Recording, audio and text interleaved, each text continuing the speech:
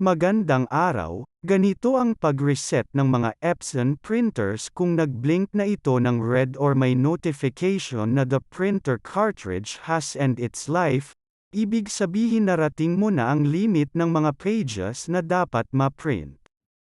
Ang solusyon nito ay i-reset ang iyong printer. Paano?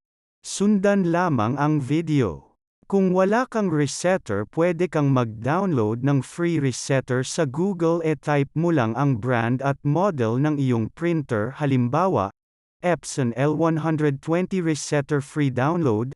Sundan lang ang video, sa maikling panahon ay ma-reset na ang iyong printer.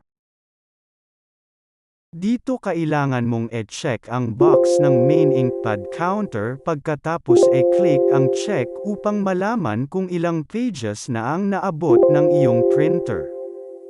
Kung nais mo nang i-reset, ulitin lamang ang proseso. I-check ang box ng main ink pad counter at i-click ang initialize, pagkatapos i-off ang iyong printer ayon sa hudyat ng application, tapos i-on ang printer upang may reset sa 0 ang iyong ink pad.